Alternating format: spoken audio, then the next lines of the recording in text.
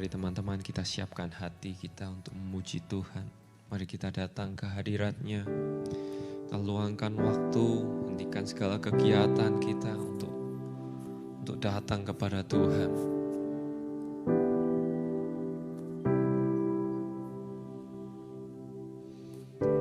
Can't go back to the beginning.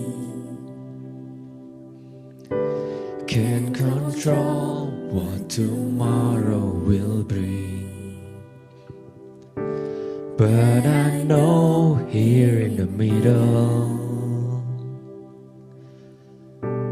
is the place where you promised to be.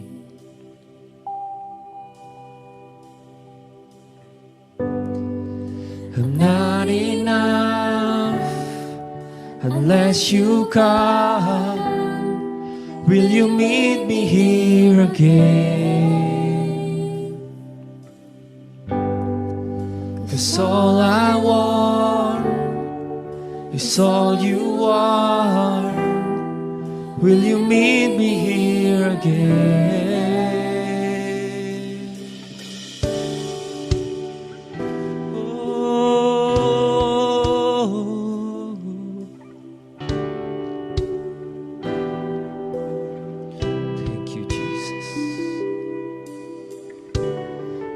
So walk through the valley. Let your love rise above every fear. Like the sun shaping the shadow. In my weakness your glory appears.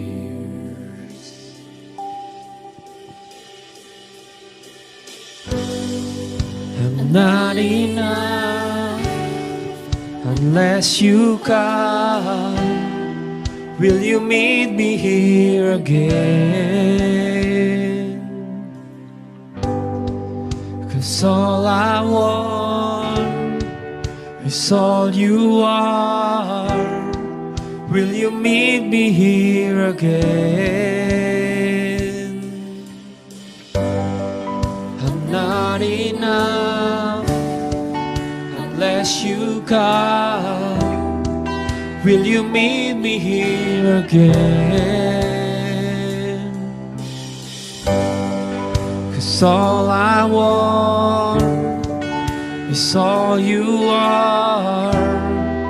Will you meet me here again?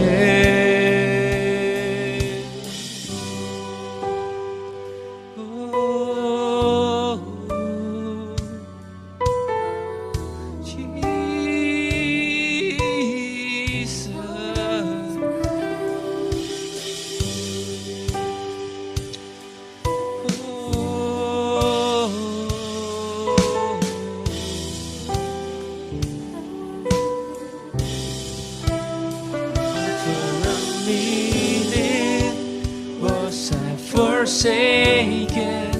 The Lord is in this place. The Lord is in this place. Come Holy Spirit, tribals awaken.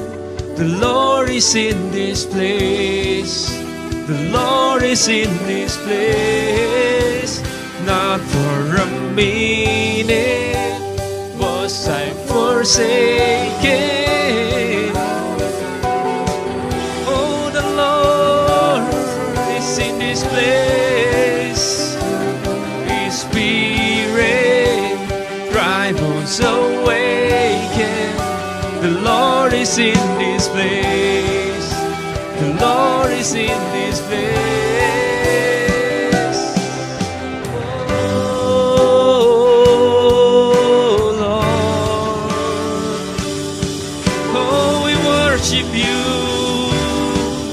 Worship you, Lord.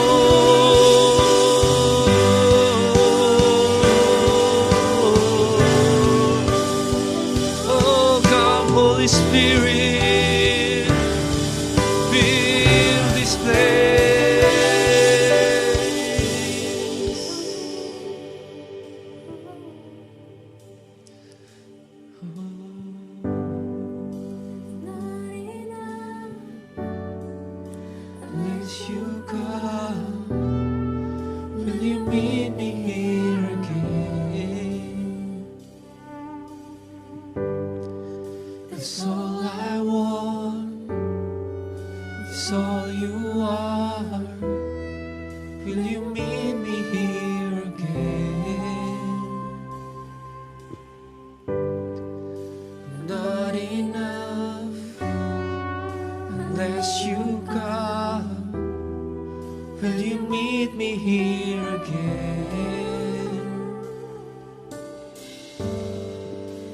all I want, it's all you are.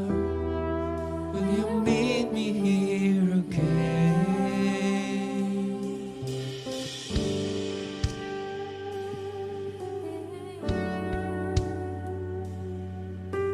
Oh Jesus, call the name of you, Jesus.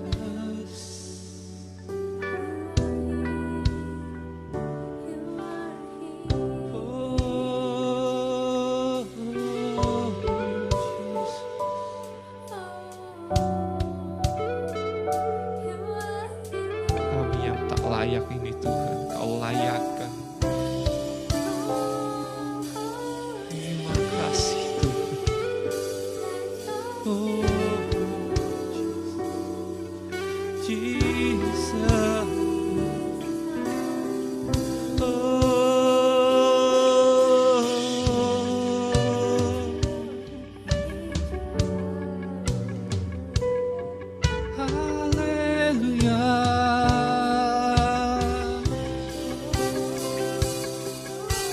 Puji namamu,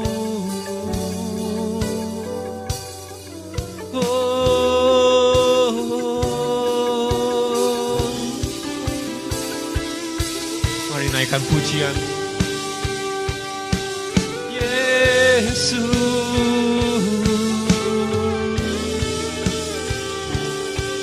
Oh Jesus,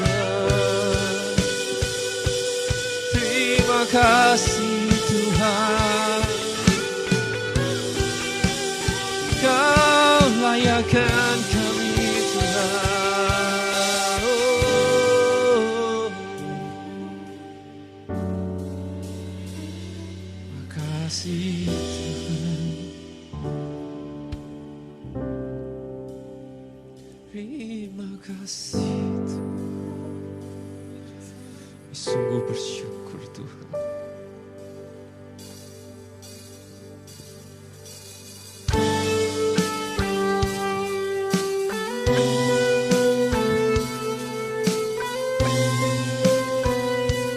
Kau Allah yang beserta, Kau Allah yang tidak pernah meninggalkan kami Tuhan.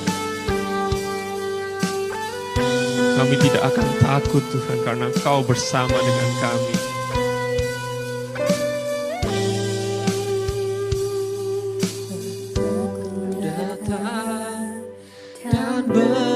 Berserah, ku nyatakan Kau yang berkuasa dalam gelap. Kau setia, Kau cahaya hidupku.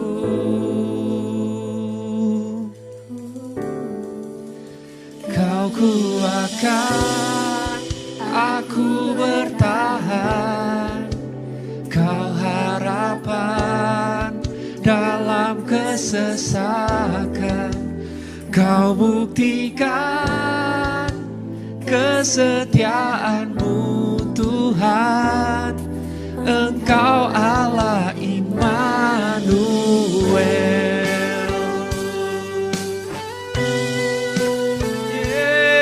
Yesus, Kami datang Tuhan. Aku datang dan menyembah, ku nyatakan Kau yang bertata dalam lemah. Kau sempurna, Kau cahaya bagiku. Kau kuatkan aku bertahan, Kau harapan dalam kesesakan. Kau buktikan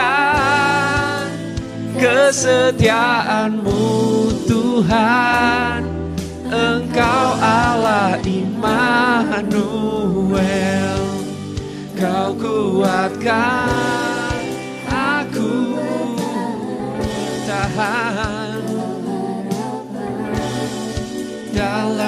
kesesakan.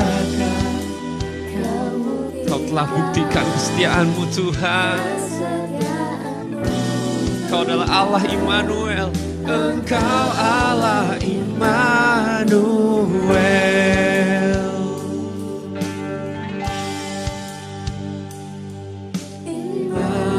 Immanuel, Immanuel, Engkau besertaku.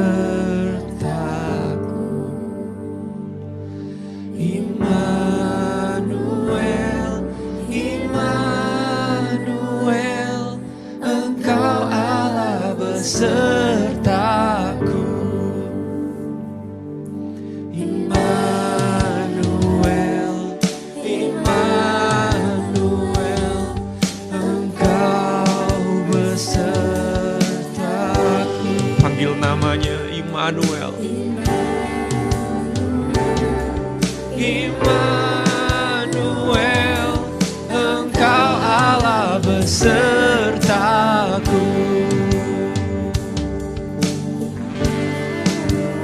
Kau kuatkan aku bertahan. Kau harapan dalam kesesakan. Kau buktikan kesetiaan-Mu Tuhan. Engkau Allah Immanuel. Oh, Kau kuatkan, oh, dalam kesesakan. Kesetiaan-Mu Tuhan, Engkau Allah Immanuel. Engkau Allah Immanuel.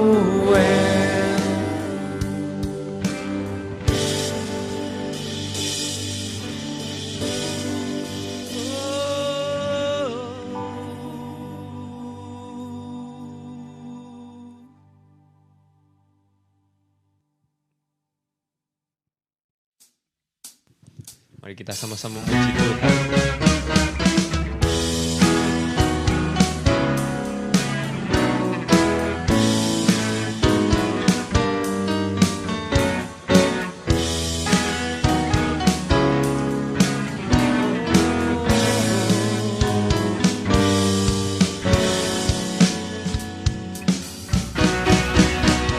Tuhan, curahkan Roh-Mu atas manusia di bumi. Biar anak-anak-Mu menyampaikan nubuatan. Beri mimpi dan penglihatan. Nyatakan isi hati-Mu. Biar iman kami bangkit. Surga nyatakan kedatangan hari-Mu. Kan ada kebangkitan yang besar. Kan ada pemulihan di negeri kami. Kan ada kebangkitan yang besar, yang berseru kepada Yesus diselamatkan.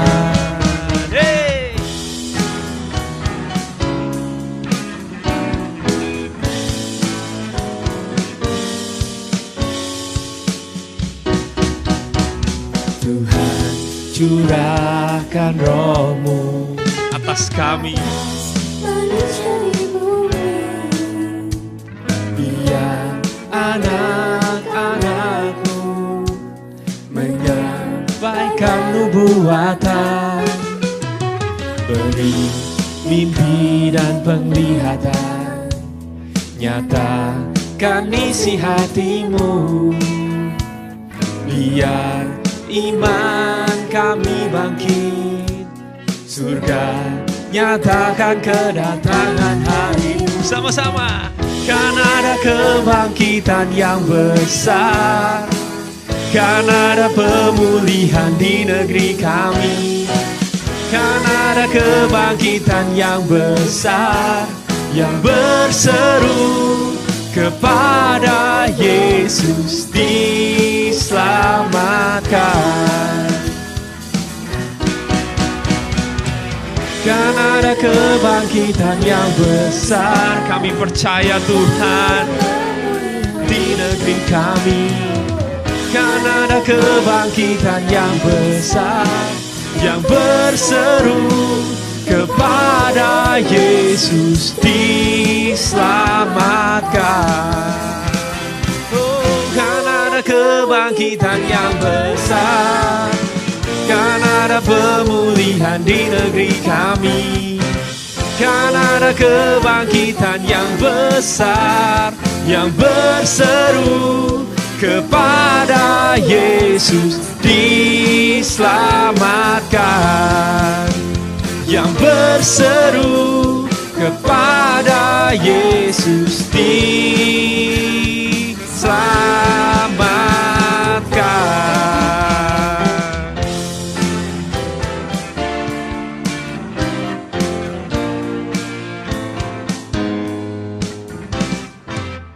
Yeay, haleluya.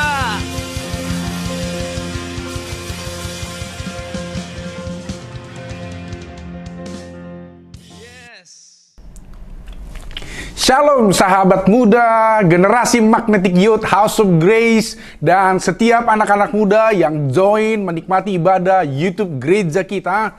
Hari ini saya menyapa saudara. Terima kasih hari ini bisa bersama-sama menikmati hadirat Tuhan lewat pujian penyembahan yang sungguh sangat memberkati, menguatkan kita. Hari ini kita akan mendengarkan firman Tuhan yang juga akan membangun roh kita untuk selalu kuat dan tetap bertumbuh di dalam Dia. Mari sebelum kita mendengar firman Tuhan, kita berdoa terlebih dahulu. Terima kasih Tuhan Yesus. Ini waktu yang baik, waktu yang indah, waktu yang mulia. Kau mengatur, memberi kami kesehatan, kekuatan untuk bisa join, beribadah secara online. Mari berkati kami, beri kami pengertian, supaya kami bisa menerima, meresponi firman-Mu. Karena kami tahu firman-Mu adalah dasar yang kuat, yang kokoh untuk hidup kami, dibangun, bertumbuh di atasnya. Terima kasih Tuhan, urapi hamba-Mu jadi saluran berkat. Haleluya, dalam nama Yesus. Amin, amin, amin. Baik teman-teman, hari ini saya rindu menyampaikan satu kebenaran yang tetap akan berfokus kepada tema gereja kita bulan Agustus dan September, yaitu spiritual acceleration atau akselerasi rohani. Saya percaya teman-teman pasti akrab dengan kata akselerasi. Akselerasi kalau terjemahan kamus bahasa Indonesia itu adalah percepatan atau peningkatan kecepatan. Atau juga diterjemahkan dalam kamus itu laju pertambahan kecepatan.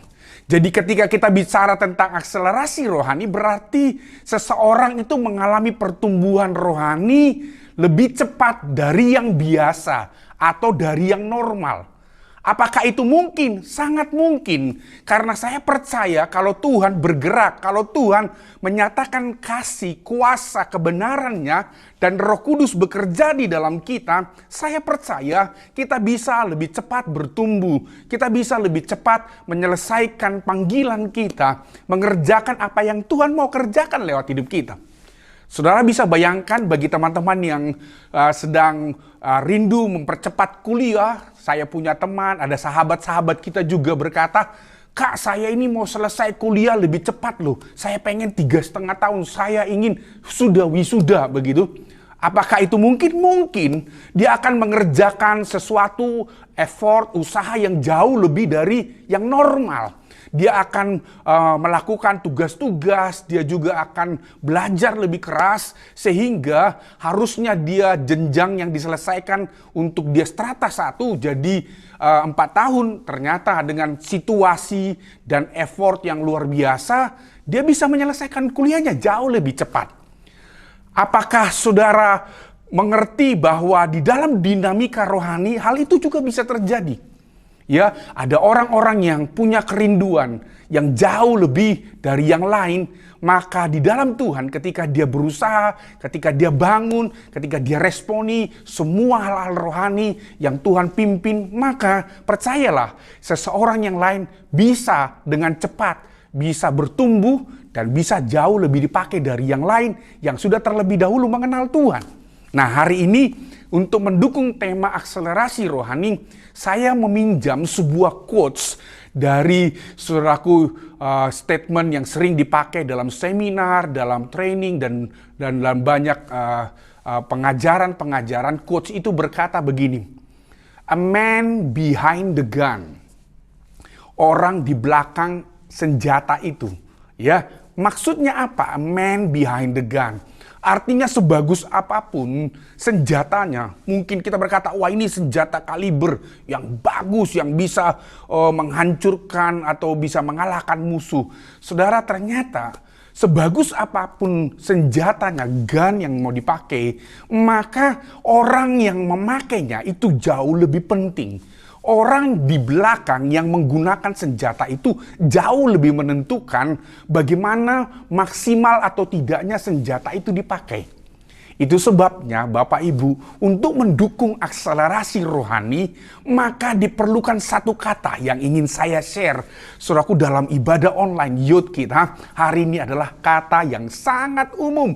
Teman-teman sering pakai, bahkan sering sampaikan, menguatkan, bahkan menasehati, bahkan mungkin sering kita dengar dari orang lain, dari khotbah dan lain sebagainya. Satu kata itu adalah motivasi.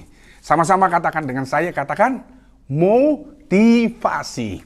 Saya ingin memakai kata motivasi itu seperti a man behind the gun. Artinya motivasi itu akan sangat menentukan akselerasi seseorang untuk bertumbuh. Sama seperti orang ingin menyelesaikan kuliah lebih cepat, maka motivasinya akan sangat menjadi daya dorong, daya gerak untuk dia bisa menyelesaikan kuliah jauh lebih cepat. Jadi, Bapak Ibu, teman-teman, generasi muda, siapapun kita, tidak penting usia kita, tidak penting latar belakang kita, maka motivasi kita akan mengalahkan semua batasan-batasan. Sekali lagi, motivasi saya dan teman-teman itu akan mengalahkan batasan apapun. Pertanyaannya, motivasinya baik atau buruk? Pertanyaannya adalah apakah motivasinya benar atau tidak? Tergantung saudara mau pilih yang mana. Kalau saudara berkata, saya ingin punya motivasi yang baik, maka akselerasi akan membawa saudara energi positif, energi yang baik, respon yang baik, tindakan yang baik akan keluar dari hidup kita, sehingga kita akan mulai bergerak seirama, bahkan dengan antusias mengerjakan hal-hal yang baik. Dan itu yang terjadi dalam hidup kita. Jadi saya ingin beritahu teman-teman bahwa kalau seseorang punya motivasi yang kuat, maka motivasi yang kuat bisa mengalahkan seseorang yang punya kepintaran, kecerdasan, skill, kemampuan. Bahkan mungkin akan bisa mengalahkan batasan-batasan kelemahan. Saya suka nonton bola gitu ya. Teman-teman mungkin yang pencinta bola pasti senang nonton bola ya. Ada mungkin fans dari klub-klub tertentu. Saudaraku, salah satu klub yang saya suka itu adalah Manchester United dari klub Inggris ya, Liga Inggris. Satu kali kalau saudara beberapa tahun yang lalu, zaman sebelum digantikan oleh pelatih yang sekarang yang sangat terkenal, sebelumnya adalah Sir Alex Ferguson gitu ya.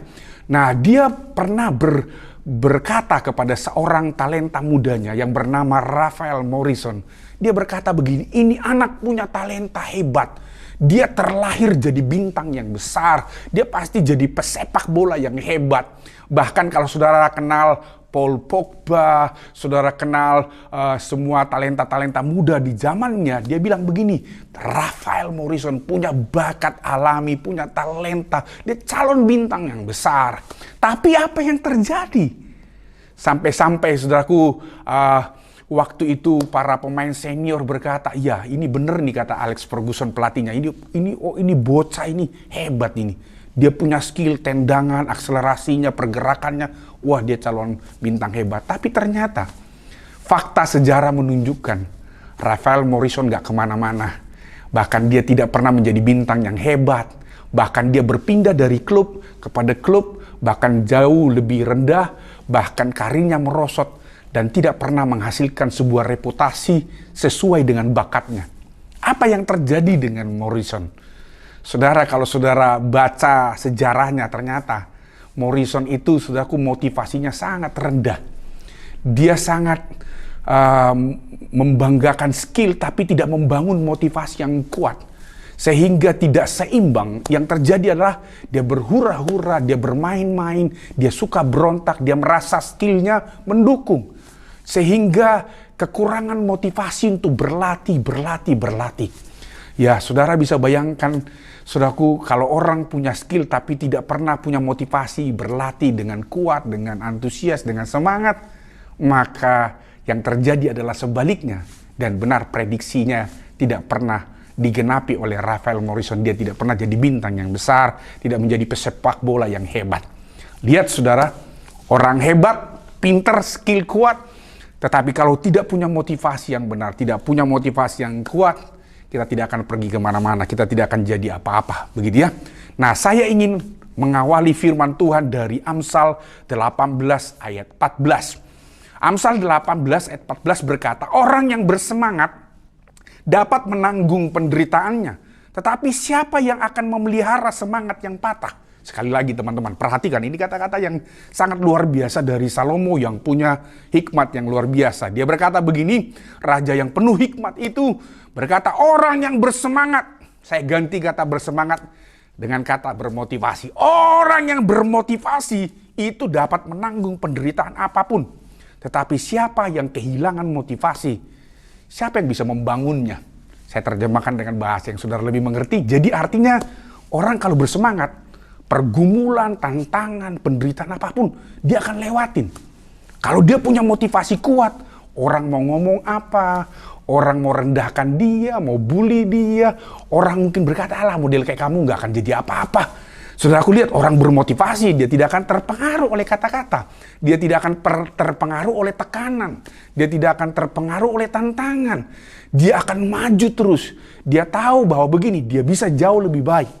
Tapi kalau orang sudah kehilangan semangat, motivasi, sekalipun dia pinter, sekalipun orang tuanya kaya bisa menyekolahkan dia, mendidik dia, bahkan mungkin memberi fasilitas, sekalipun dia punya skill, karisma, tidak akan jadi apa-apa. Karena sejarah sudah membuktikan orang-orang hebat, orang-orang yang menurut kacamata manusia, ini punya potensi, ini punya keahlian, dan mereka tidak pernah menjadi seperti apa yang dianalisa sesuai dengan yang dia miliki secara potensi. Potensi tidak akan pernah jadi kompetensi kalau tidak dibangun oleh motivasi. Itu sebabnya Amsal bilang, bangun motivasi kita. Jaga motivasi kita. Karena kalau motivasi udah drop, motivasi udah hancur, saudaraku, motivasi sudah lemah, maka kita akan melihat bukan hanya yang namanya kegagalan terjadi, tapi motivasi yang rendah akan membuat seseorang dekat dengan kematian. Kalau saudara melihat kacamata di generasi kita di tahun-tahun 5 tahun belakangan ini, mengapa angka bunuh diri di generasi muda begitu tinggi? Saya beberapa waktu yang lalu membaca beberapa anak muda yang masih sangat muda. Bahkan yang paling baru saya menyaksikan berita di online, saudaraku, ada seorang anak perempuan umur 17 cantik, orang tuanya berada, artinya secara potensi, keadaan, wah dia harusnya tidak bunuh diri. Tapi kenapa bisa dia bunuh diri? Hanya karena tekanan. Ketika dia menghadapi tekanan, apa yang terjadi, saudaraku? Motivasinya rendah untuk menanggung penderitaan. Amsal bilang, dia nggak kuat menanggung, semangatnya patah, motivasinya rendah. Sudah lihat, bunuh diri. Saya juga membaca sebuah berita di online di Jawa Tengah. Ada seorang pemuda, saudaraku, tiba-tiba lari ke tengah rel dan menabrakkan dirinya. Kenapa? Karena nggak kuat menghadapi semua pergumulan kehidupan. Mengapa bisa? Tidak ada motivasi untuk bertahan menghadapi tantangan. Amsal bilang, siapa yang akan bisa memulihkan semangat atau motivasi yang patah? Teman-teman, generasi muda, generasi anak panah, satu kata ini saya sharingkan supaya setidaknya membuka cakrawala kita berpikir, supaya kita ini keluar dari kungkungan keadaan, supaya kita ini punya kacamata yang luar biasa besar dan luas, sehingga kita punya respon yang besar, punya hati yang besar. Karena ternyata saudara, yang kita hadapi ini tidak bisa melebihi motivasi kita. Kalau motivasi kita besar, sebesar apapun tantangan kita bisa lewati. Seberapa apapun tekanan, situasi, keadaan, pergumulan, penderitaan, kita tidak akan terpuruk olehnya. Kenapa? Motivasi kita jauh lebih besar. Tapi kalau motivasi kita lebih rendah, maka persoalan kecil pun, persoalan sederhana pun akan menghancurkan kita. Teman-teman, generasi muda, itu sebabnya Paulus berkata dalam Filipi 4 ayat 13, segala perkara dapat kutanggung di dalam Dia. Jadi artinya segala perkara, maksud Paulus adalah, kalau saudara pelajari pergumulan Paulus, wah itu mengerikan. Dia disesah berkali-kali, dia kelaparan, dia ditolak, dia dirajam, dia mengalami begitu berat penderitaan. Bukan hanya dihina, ditolak, diusir, dia lewatin penderitaan fisik, mental. Tapi dia berkata, segala perkara ku tanggung. Kenapa, saudara? Karena ada motivasi di dalam yang digerakkan, yang akan saya sampaikan hari ini. Motivasi apa itu, gitu ya? Teman-teman, kalau teman-teman pernah dengar seorang Helen Keller, kita akan bertanya mengapa seorang perempuan sudah buta dan tuli tetapi dia menjadi seorang yang hebat.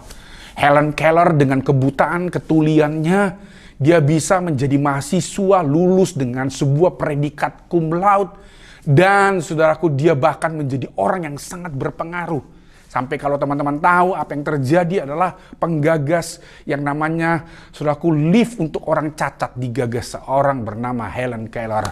Dia berkata orang cacat dan orang normal harusnya punya perlakuan yang sama. Kalau orang normal punya lift, maka orang cacat juga harus punya yang namanya lift. Sudah bisa bayangkan dalam tulisan bukunya The Story of My Life, dia mengungkapkan bahwa batasan-batasan, bahwa fisik, bahwa cacat, kelemahan itu harusnya tidak mendiskreditkan seseorang. Makanya dia pernah berkata, aku benci dengan orang-orang yang bisa melihat dan tubuh normal tapi pikirannya picik, rendah dan tidak bermotivasi. Lebih baik saya buta dan tuli tapi saya tidak picik, tapi saya tidak rendah, tapi saya punya motivasi yang untuk bisa memberi warna dan memberi pengaruh dalam dunia ini.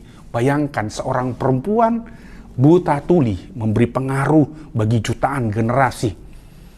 Apa bedanya dengan saudara? Atau bahkan saya berkata begini, teman-teman, kita ini normal loh. Saya dan saudara tidak buta, tidak tuli. Harusnya minimal saudaraku. Saya tidak usah berkata harusnya lebih tinggi motivasinya. Minimal sama motivasinya. Kita ini harus punya yang namanya semangat, antusias. Harusnya kita ini punya kreativitas, kita punya mimpi yang tinggi, kita ini harusnya bertumbuh, harusnya kita berbuah, kita harusnya melakukan sesuatu di generasi kita. Harusnya akselerasi rohani itu adalah sebuah keniscayaan, adalah sebuah kenormalan. Kenapa? Karena kita diberi kesempatan, diberi anugerah yang sama, diberi nafas yang sama, diberi kasih karunia dari Tuhan yang sama. Saya percaya kita bisa menjadi orang-orang hebat. Saya membayangkan teman-teman yang sedang menyaksikan, menonton YouTube ini, saya bisa mengimajinasikan Anda adalah orang-orang hebat di bidang apapun, pendidikan, di bidang teknologi, di bidang kesehatan, di bidang apapun yang kau sedang geluti atau kau jadikan mimpi cita-citamu. Kau akan jadi orang yang punya akselerasi, punya pengaruh di sana. Pertanyaannya, apakah ada motivasi yang kuat, motivasi ilahi dalam hidup saudara? Gitu ya. Saudara lihat 2 Korintus pasal 3 ayat 5 berkata begini. Dengan diri kami sendiri kami tidak sanggup memperhitungkan seolah-olah pekerjaan kami sendiri. Tidak, kata Paulus. Kesanggupan kami adalah pekerjaan Allah. Bayangkan saudaraku, rasul terbesar yang menulis 2/3 kitab perjanjian baru berkata bahwa kesanggupannya melakukan semua hal itu bukan dari dirinya, tetapi pekerjaan Allah. Jadi saya ingin coba meriset kembali apa yang ada di mindset, di pola pikir kita. Bahwa motivasi tidak dibangun dari luar. Motivasi kita tidak dibangun dengan aksesoris penampilan. Tidak. Paulus berkata penampilan tidak berbanding lurus dengan motivasi. Ada orang berpikir begini, saya seringkali mendengar ada anak muda begini. Kak, saya ini gimana saya mau semangat melayani? Kenapa? Saya itu loh gak punya baju yang bagus. Saya ini loh, aduh keringatan kalau udah datang naik angkot terus begini. Orang tua saya loh tidak bisa menyekolahkan saya jadi sarjana. Saya cuma tamat SMA, Kak. Oh, Kak, saya ini begini. Saya mau bilang begini, teman-teman. Atribut apapun itu bukan jadi sebuah alasan untuk kita tidak bermotivasi. Karena Paulus berkata, kesanggupan kami bukan pekerjaan kami. Kalau saya terjemahkan dengan konteks kita, kesanggupan kita harusnya bukan karena penampilan kita. Karena saudara punya apa? Karena saudara lulusan S1, S2? Enggak. Kalau saudara lahir dari orang tua kaya, orang tua miskin? Enggak. Itu tidak berbanding lurus dengan apa yang kita alami. Itu tidak mempengaruhi akselerasi rohani kita. Akselerasi rohani dipengaruhi sebuah motivasi bahwa Tuhan yang bekerja lewat saudara. Paulus berkata, ini pekerjaan Allah. Teman-teman, saya mau beritahu begini. Kalau engkau jadi orang hebat, percayalah semua atribut, semua latar belakangmu tidak punya pengaruh yang besar dan signifikan. Tetapi pekerjaan Tuhan, motivasi ilahi yang berkata, Tuhan, aku memang gak punya A. Saya memang miskin. Saya memang orangnya tidak punya penampilan seperti si A, si B. Saya ini memang punya kekurangan. Saudara boleh sebut apapun atribut atau handicap kekurangan saudara. Tapi saya mau beritahu begini. Kalau kita berkata, Tuhan, Engkau yang sanggup. Kesanggupanku adalah karyamu, pekerjaanmu. Maka percayalah, ada satu motivasi ilahi yang akan membuat kita keluar dari semua zona, dari semua batasan. Itu akan membuat kita masuk dalam sebuah dimensi supranatural. Masuk dalam sebuah dimensi yang adikodrati. Di luar daya jangkau pikiran manusia. Dan itu bisa terjadi atas saya dan saudara. Yang bersetuju katakan amin. Haleluya, saudara. Saudara, itu sebabnya untuk bicara motivasi, sebuah daya dorong yang mempengaruhi akselerasi rohani, ada 2 hal yang saudara perlu bangun. Ada 2 hal yang perlu kita sadar, yang perlu kita lakukan, yang perlu kita bangun terus-menerus. Yang pertama adalah motivasi dibangun oleh sebuah keyakinan. Sekali lagi, saudaraku. Poin yang pertama bicara tentang bagaimana motivasi itu menjadi daya dorong, menjadi sebuah kekuatan untuk kita punya akselerasi rohani, bertumbuh, berbuah, produktif, menghasilkan, berkarya, berdampak di generasi kita. Motivasi digerakkan oleh keyakinan. Makanya ada sebuah quotes berkata, belief will break the limit. Keyakinan akan menghancurkan batasan-batasan. Teman-teman, sebelum seorang bernama Usain Bolt memecahkan rekor lari, saudaraku. Tahukah kita sebelum Usain Bolt memecahkan rekor lari 100 meter, 200 meter. Bayangkan seorang, saudaraku, dari negeri yang mungkin dianggap orang miskin. Tapi ternyata Usain Bolt itu dalam lomba atletik atau lomba lari 100 meter dia memecahkan rekor berkali-kali. Dia memecahkan rekor 100 meter sampai hanya dalam 9,58 detik udah nyampe 100 meter. Ya, bahkan hanya dengan 19,19 detik dia sudah lari 200 meter. Wow. Usain Bolt sampai dijuluki The Lightning Bolt. Dia punya gerakan yang sama. Generasi ini kan sering mempraktikkan gayanya Usain Bolt, begitu The Lightning Bolt, begitu ya. The Lightning Bolt. Saya percaya saudara pernah melakukannya gitu ya. Oke, teman-teman, lihat sebelum Usain Bolt membukukan rekor, ternyata pada tahun 54 itu diawali dari seorang bernama Roger Bannister. Roger Bannister itu berhasil mematahkan batasan yang sudah umum selama beratus-ratus tahun bahwa tidak mungkin. Perhatikan, tidak mungkin. Ratusan tahun orang berkata tidak mungkin. Ada orang bisa berlari 1 mil dalam kurang 4 menit. Wah, gak mungkin katanya. Tetapi tanggal 6 Mei tahun 54, seorang bukan background pelari, Roger Bannister tiba-tiba tiba-tiba dia membukukan rekor bahwa dia bisa berlari di bawah 4 menit. Dan bahkan sejak dia membukukan rekor itu, dalam 30 hari sesudah dia mematahkan rekor di bawah 4 menit, 32 orang telah bisa berlari di bawah 4 menit. Dalam 1 tahun ada sebanyak 317 orang lagi mampu berlari dalam waktu di bawah 4 menit. Dari situ mulai rekor-rekor dipatahkan. Yang saya mau beritahu begini, terjadi akselerasi, percepatan. Terjadi yang namanya peningkatan kecepatan. Teman-teman, kapan kita bisa menjadi orang yang punya akselerasi rohani? Ingat, miliki motivasi. Motivasi yang pertama dibangun dari keyakinan, belief. Itu sebabnya mengapa kita perlu percaya Tuhan. Itu sebabnya mengapa Paulus berkata, segala perkara dapat kutanggung. Mengapa Paulus berkata, kesanggupanku adalah pekerjaan Allah. Karena motivasi digerakkan oleh keyakinan. Saudara, itu sebabnya kita perlu Tuhan. Jangan andalkan pikiran saudara, jangan andalkan IQ. IQ penting. Saudara, uang penting untuk sekolah, studi, dan lain. Yang lain penting. Tapi saya mau beritahu begini, miliki keyakinan kepada Tuhan. Ketika kita memiliki keyakinan kepada Tuhan, maka kita akan memiliki sebuah mentalitas dari impossible kepada possible mentality. Kita menjadi orang yang punya mentalitas mungkin, bisa, pasti bisa. Kenapa? Karena di dalam Tuhan segala sesuatu mungkin. Sama seperti firman Tuhan berkata, bersama dengan Tuhan kita akan melakukan perkara-perkara yang besar. Ada amin saudara-saudara. Yang kedua, apa yang perlu kita bangun untuk kita bisa mengalami akselerasi rohani lewat motivasi? Yang kedua adalah perhatikan fokus Anda.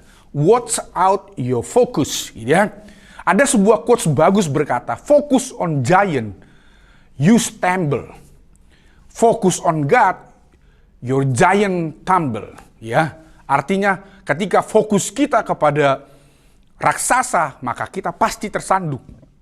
Tapi kalau fokus kita kepada Tuhan, raksasa-raksasa yang akan jatuh terguling-guling. Kisah paling spektakuler, paling heroik yang dicatat oleh Alkitab adalah pertarungan antara Daud dan Goliat. Wah, ini sering kali kita dengar teman-teman. Dari sudut manapun, Daud pasti kalah.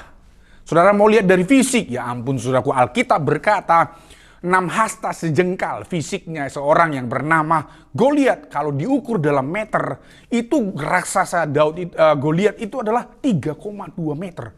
Kita ini paling tinggi 2 meter aja udah langka. Rata-rata 1 meter sekian begitu ya. Goliat 3,2 meter tinggi. Bayangkan baju jirahnya itu 57 kilogram. So bisa bayangkan mengangkat baju 57 kilo gimana geraknya. Dia punya mata tombak itu beratnya 7 kilogram. 600 sikal besi. Bayangkan saudaraku dari sudut manapun. Sampai penjaga perisainya ada yang ngangkat sendiri gitu ya. Gak bisa dari sudut manapun. Inferior. Kalah jauh. Tapi fakta Alkitab berkata Daud mengalahkan Goliat. Saya tidak usah panjang, pasti saudara tahu ceritanya. Saudaraku, Daud hanya menggunakan ketapelnya. Saudaraku, dia bahkan tidak perlu memerlukan yang namanya batu banyak. Cuman satu batu saja. Dia goyang, terus dia lempar.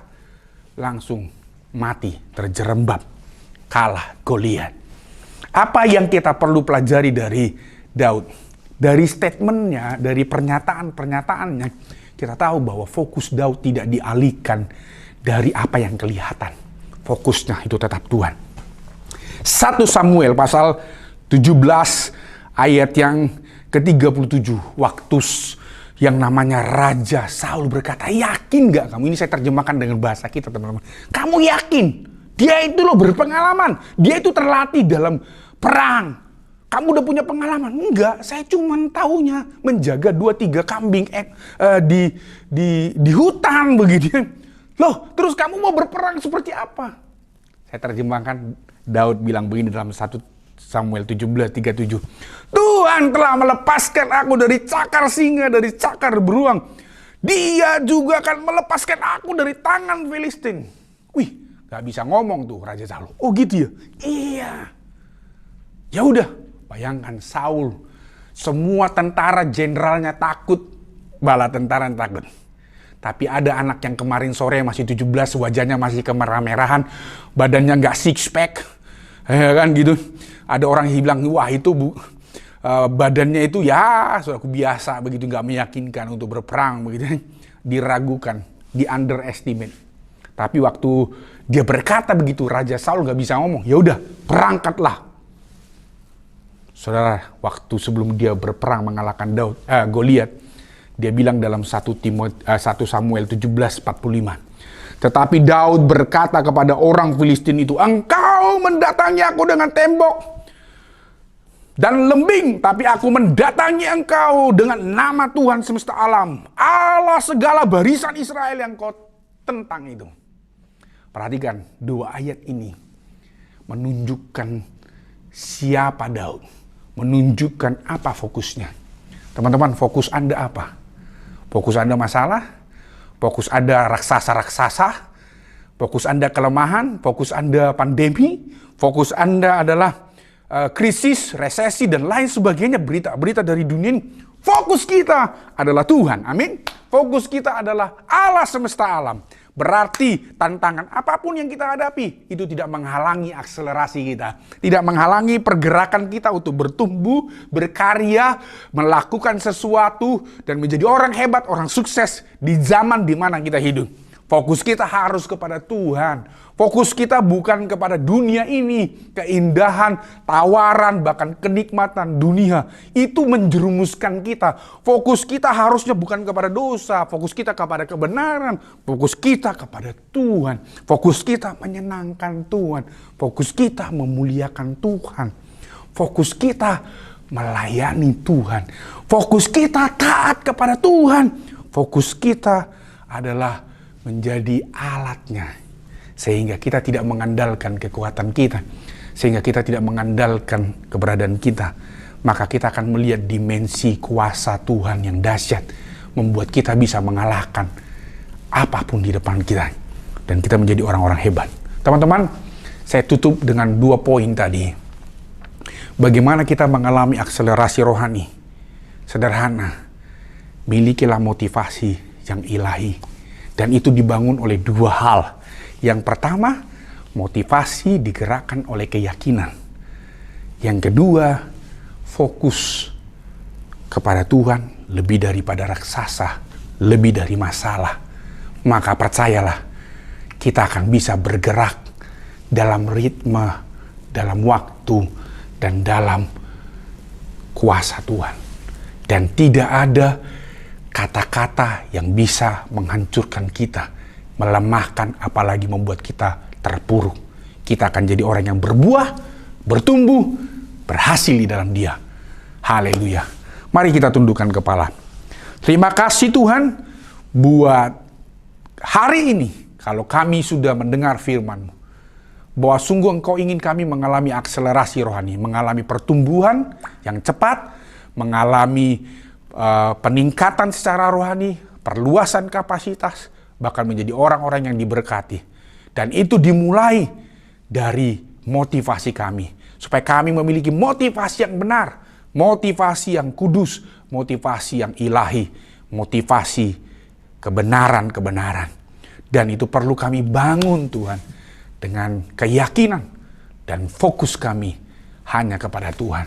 Berkati teman-teman, generasi muda, generasi anak panah yang sudah join hari ini. Jamah Tuhan, yang lagi lemah kuatkan, yang mulai drop, yang mulai tawar hatinya. Aku berdoa Tuhan, hari ini Engkau bangkitkan semangat kami. Sehingga kami tidak melihat kekurangan, sehingga kami tidak dibatasi oleh keterbatasan, kami tidak dibatasi oleh semua handicap atau apapun kelemahan, atau masa lalu kami yang buruk. Atau kami tidak terjebak atau bahkan dikungkung, dipenjarakan oleh kelebihan-kelebihan kami. Tapi kami sungguh melihat campur tangan Tuhan. Seperti Paulus, kami berkata kesanggupan kami adalah pekerjaan Tuhan. Campur tangan Tuhan.